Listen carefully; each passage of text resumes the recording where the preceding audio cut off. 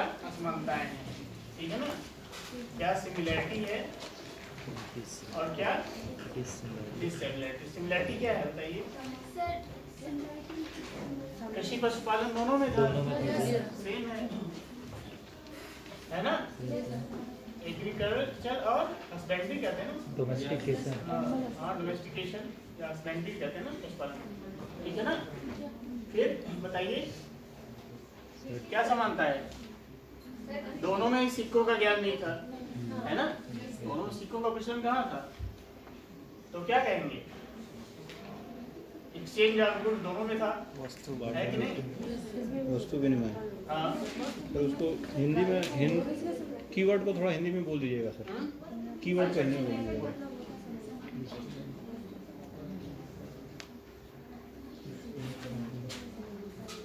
ये ठीक है ना। और ये कृषि एवं पशुपालन, कृषि एवं पशुपालन, क्लियर। ये सिमिलैरिटी थी ना। और क्या सिमिलैरिटी थी बताइए?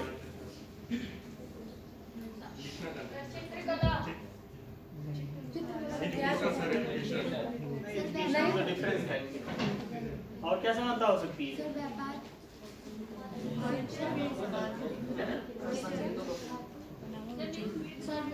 सांस्कृतिक खाना पीना क्या है? समानता थी ना। शाकाहारी मांसाहारी तो सब समाजों में लोग करते हैं ना, ठीक है। तो क्या होगा? फूड में, इनके फूड सिस्टम में, ठीक है ना। यानी क्या होगा? शाकाहारी और मांसाहारी क्या होंगे? दोनों में ना, वेजिटेरियन और नॉन वेजिटेरियन, क्लियर। और बताइए। हाँ इसमें भी क्या था समाधान में? लेकिन आर्य क्या था? सबों को जलाते थे। इसमें क्या था? फिर इंटरटेनमेंट के साधन भी तो एक हो सकते हैं। खिलौने देख लो बनाते होंगे ना, खेल कूद इसमें भी रहा होगा। तो क्या कहेंगे? बोलिए, एंटरटेनमेंट है कि नहीं है? है कि नहीं मनोरंजन? हाँ क्लियर हो गया ना सिमिलैरिटी। अब डिससिमिलैरिटी देखिए, क्योंकि समानता की तुलना में क्या है? डिससिमिलैरिटी अधिक है। जैसे हाँ बताइए।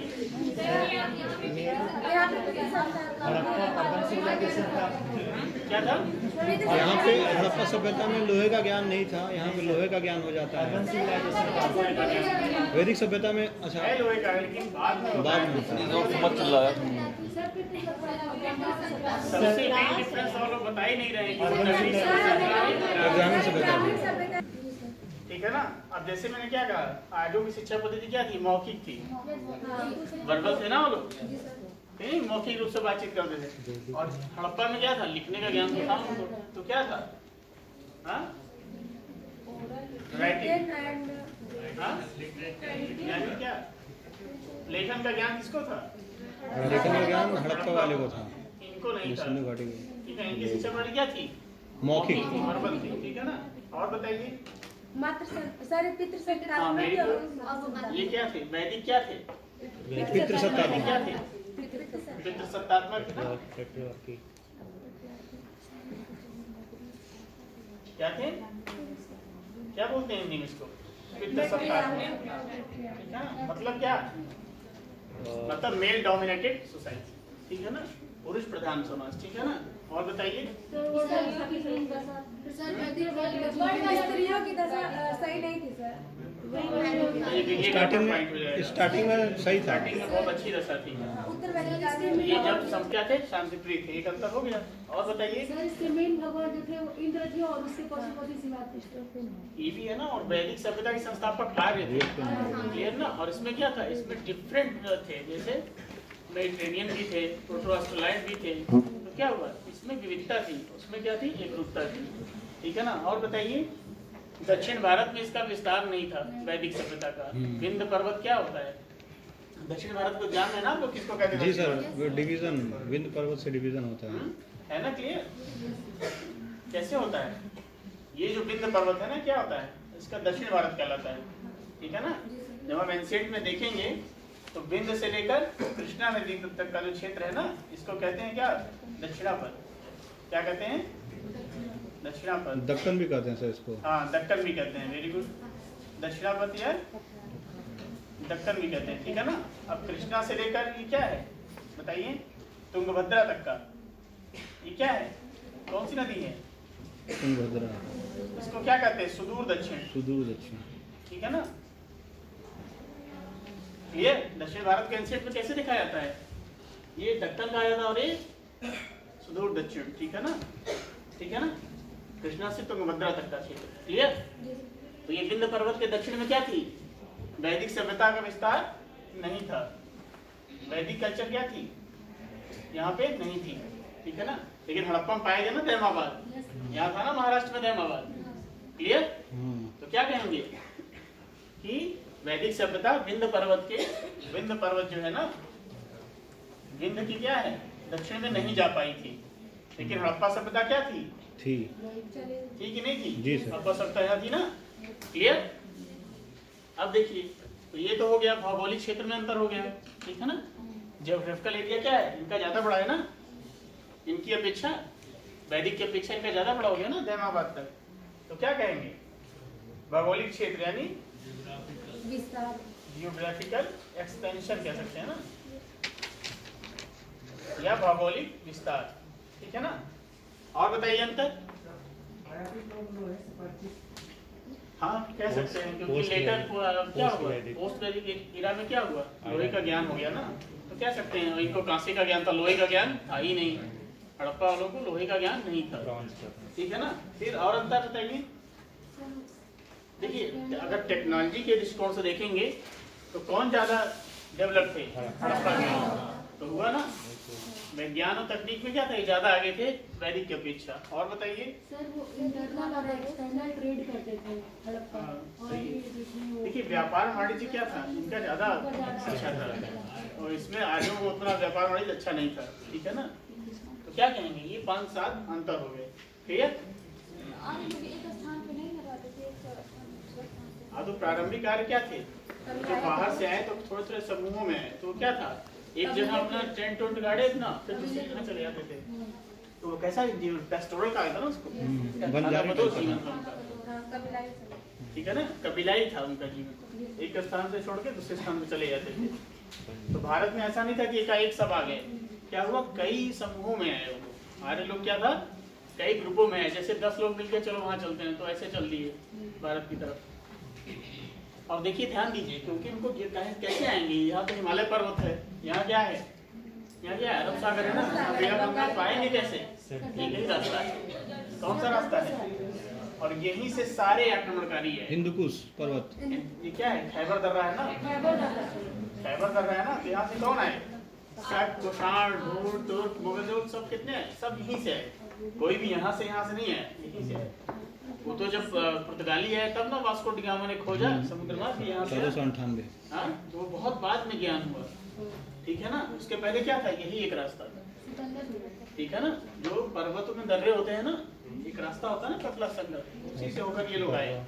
तो ऐसा तो ना पूरे बहुत सारे लोग आ गए होंगे, धीरे धीरे समूह में आए होंगे ना, क्लियर। तो आर्य क्या थे, थोड़े थोड़े समूहों में आए, ठीक है। यही तो डिस्प्यूटेड प्रश्न है ना, सेंट्रल एशिया से, यही तो मैं कह रहा हूँ। मैक्सिमम यही माना जाता है कि लेकिन जो आर्कियोलॉजिकल एविडेंस है वो ईरान की ओर संकेत करते हैं। कैसे, ऋग्वेद क्या है, ऋग्वेद जो ऋग्वेद की रचना जो सप्त सैंधव क्षेत्र में हुई ना यहाँ से, लेकिन वो उनकी तुलना कैसे अवेस्ता से की जाती है ईरान के ग्रंथ, क्यों, क्योंकि दोनों में समानताएं हैं, पशु पक्षियों में और बातों में क्या है, दुर्गुण की रचना में क्या है, समानता पाई जाती है, ठीक है। कहा जाता है कि हम लोग आर्यों के वंशज, क्या कह सकते हैं। अब उतने पहले आए थे, हो सकता है हम लोग उन्हीं के पूर्वज हों, या हो सकता है हड़प्पा वालों के हों। जब तक हड़प्पा पढ़ी या हड़प्पा सभ्यता को रिटन एविडेंस पढ़ा नहीं जा सकता ना, तब तक हम एग्जैक्ट कनेक्शन भी नहीं जोड़ सकते कि हड़प्पा और वैदिक में क्या कनेक्शन था, समझ पाया गया। बाकी तो इसका यही था, यहाँ पे हड़प्पा और वैदिक दोनों का सप्त सैंधव क्षेत्र था ना, तो उसी आधार पे तो विवाद उत्पन्न होता है। अभी हम देख रहे हैं उसी विवाद को देखने जा रहे हैं। क्या विवाद था कि आर्य कौन, उत्पत्ति कैसे हुई आर्यों की, या आर्य कहाँ के रहने वाले थे, सेंट्रल एशिया बाय मैक्सिमम, हाँ नेक्स्ट ब्लॉक निकाला है उसका क्या है, आर्कियोलॉजिकल एविडेंस पे। चलिए हम देखते हैं आर्य कौन थे, ठीक है ना।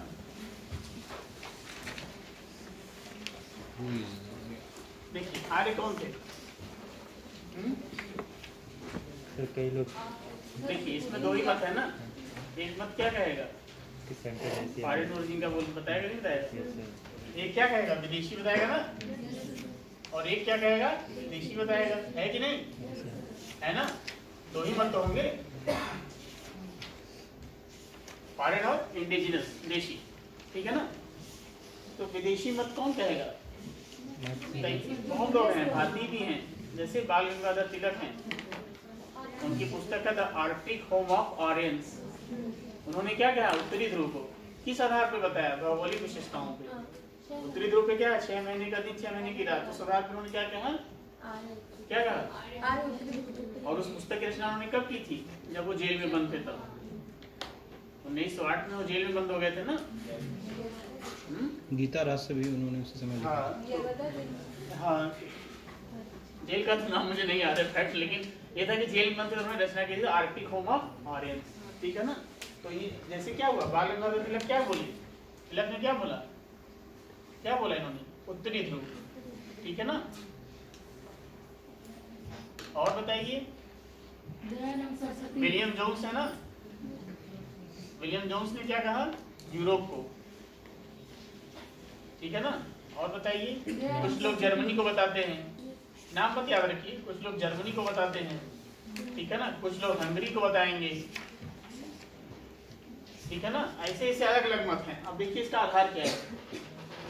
विलियम जोन्स क्या कहते हैं, ये कहते हैं कि देखिए भाषाई समानता है, मतलब लैंग्वेज में सिमिलैरिटी है। कैसे, संस्कृत में क्या है, पिता को क्या बोला जाता है, पितृ बोला जाता है, लैटिन में पेटर बोला जाता है, और अंग्रेजी में फादर।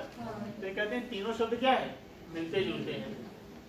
फिर क्या कहते हैं कि ऋग्वेद में जो पशु पक्षियों का वर्णन है वो क्या है, वो यूरोप से मेल खाता है, यूरोप की जलवायु से मेल खाता है। तो क्या है, इस आधार पे क्या कहते हैं विलियम जोन्स, यार क्या थे, यूरोप के रहने वाले थे। अब आपको याद आया ना जब इतिहास लेखन मैंने पढ़ाया था, साम्राज्यवादी वो भारत के उपलब्ध तो स्वीकार नहीं करेंगे, भारत का मान लेंगे तो दिक्कत हो जाएगी ना इनको, व्हाइट मैन बर्डन थ्योरी कैसे इनकी प्रूव होगी, तो क्या कहेंगे यूरोप के थे, ठीक है ना।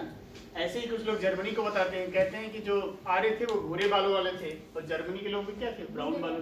तो क्या कहेंगे, बालों के आधार पर, शारीरिक बनावट के आधार पर जर्मनी को बता देंगे, कुछ लोग हंगरी को बता देंगे जलवायु के आधार पर। लेकिन ये ध्यान दीजिए कि अगर ये कह रहे हैं कि विलियम जोन्स की ये भाषाई समानता थी, तो कभी कभी साथ रहने से भी तो हम लोग जान जाते हैं, इसमें कुछ लोग हिंदी बोल रहे हैं कुछ इंग्लिश बोल रहे हैं, तो साथ रहने से कुछ सिमिलरिटी आ जाती है काफी समय तक साथ रहने में।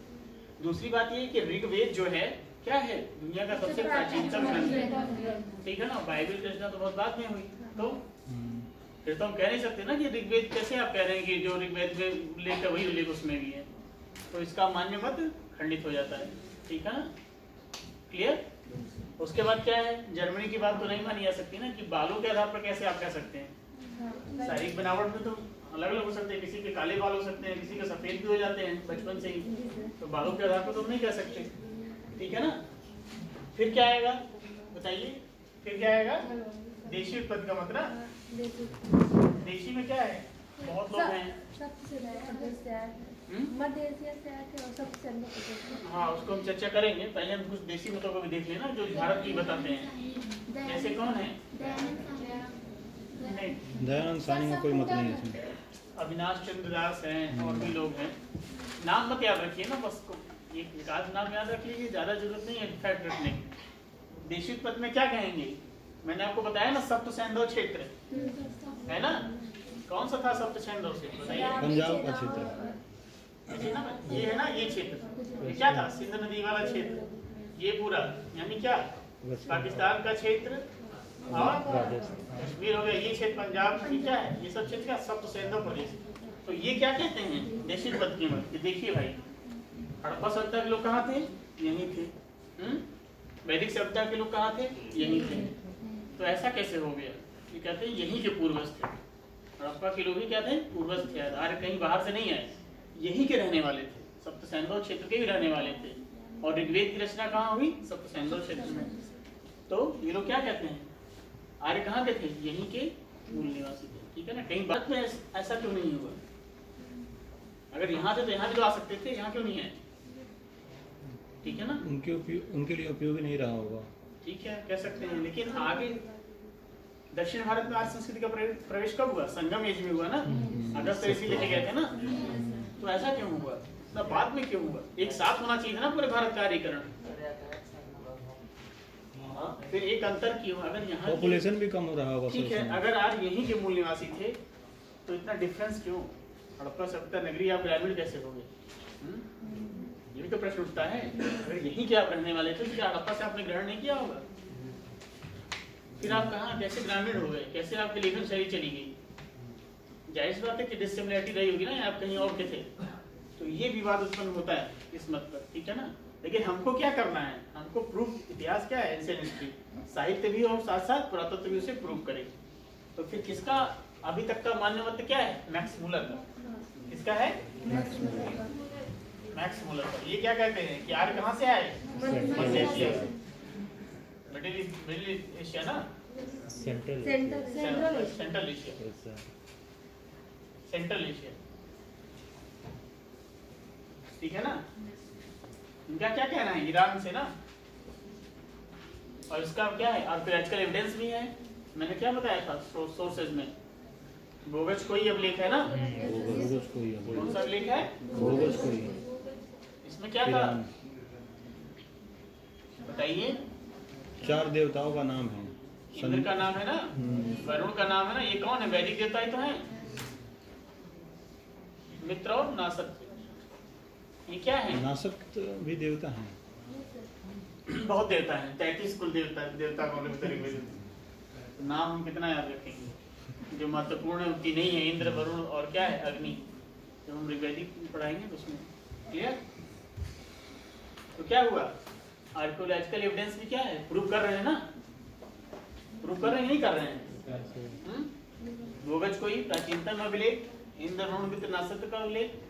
तो जाहिर सी बात है, नाम लिखवाया है उन्होंने ना कि हाँ ये थे हम लोग, हमारे पूर्वज ये थे। इससे क्या पता चलता है कि मध्य एशिया से आए, ठीक है ना। कहाँ से आए? सेंट्रल एशिया से आए आदमी। लेकिन कैसे आए? ऐसा नहीं हुआ कि सारे लोग एक साथ चले गए, थोड़े थोड़े समूह में आए। जो कुछ आ रहे आए वो क्या हुए? वो क्या हुए? ऋग्वैदिक कहलाए, ठीक है ना। वो कौन कहलाए? ऋग्वैदिक काल, ठीक है ना। और कुछ बाद में आए जो क्या कहलाए? उत्तर वैदिक काल, उत्तर वैदिक, ठीक है ना। पोस्ट वैदिक का, ठीक है ना। क्लियर? तो अब हम क्या करेंगे? ऋग्वैदिक और उत्तर वैदिक आर्य कौन थे? क्लियर हो गया ना। हमें कैसे लिखना है? 2 प्रकार के मतों को कहना है ना, विदेशी और देशी मत, ठीक है ना। फिर कुछ विद्वानों का नाम लिख देना, जैसे विलियम जोन्स क्या कहते हैं कि भाषाई आधार पर ना पशु पक्षियों के नाम क्या कहते हैं? यूरोप। इसी प्रकार कुछ लोग जर्मनी को बताते हैं, कुछ लोग हंगरी को बताते हैं। ज्यादा नहीं, ज्यादा लिखेंगे तो आपका आंसर पूरा ही नहीं होगा। हमको क्या करना है? एक बैलेंस वो लिखना है ना। कंक्लूजन क्या करना है? बैलेंस कंक्लूजन देना है ना कि कुछ लोग विदेशी मानते हैं, कुछ लोग देशी। लेकिन साहित्य और पुरातत्व दोनों दृष्टिकोण से मैक्स मुलर का मत अधिक मान्य प्रतीत होता है। हालांकि अंतिम नहीं कहेंगे, अधिक मान्य प्रतीत होता है ये कह सकते हैं। लेकिन जब तक फाइनली कुछ एविडेंस नहीं प्राप्त होता हम नहीं कह सकते कि आर्य मूलतः कहाँ के रहने वाले।